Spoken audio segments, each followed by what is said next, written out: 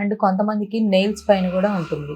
So, ఈ nails పైన ఉండే ఈ సోరియాసిస్ ఎలా మనం గుర్తుపట్టాలి? ఇది సోరియాసిస్ అని మనం మాట్లాడుకుంటే, నెయిల్స్ ఎప్పుడూ పొట్టు పొట్టుగా రాలిపోతూ ఉంటాయి కొంతమందికి. అండ్ అది ఇంకా క్రానిక్ సోరియాసిస్ అయితే ఇవి ఇవన్నీ గూడా ఈ నెయిల్ అనేది విరిగిపోయినట్లుగా ముక్కలు ముక్కలుగా రాలిపోతూ ఉంటుంటది. ఇదొకటి.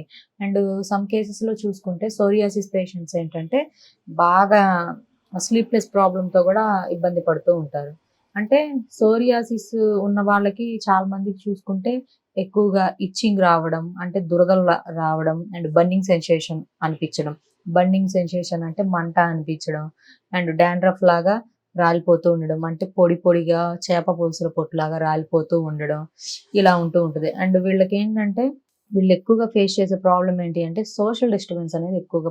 అంటే ఫర్ ఎగ్జాంపుల్ సోషల్ డిస్టర్బెన్స్ అంటే సంథింగ్ ఏదైనా ఫంక్షన్‌కి వెళ్ళాలనుకోండి. సో, వీళ్ళ స్కిన్ టోన్ అంతా డిఫరెంట్‌గా ఉండడం, ర్యాషెస్ ఉండడం, వీళ్ళు అన్‌కంఫర్టబుల్‌గా ఫీల్ అవ్వడం, వెళ్ళిన చోట వాళ్ళు పీస్‌ఫుల్‌గా మింగిల్ అవ్వలేకపోవడం ఇలా జరుగుతూ ఉంటది.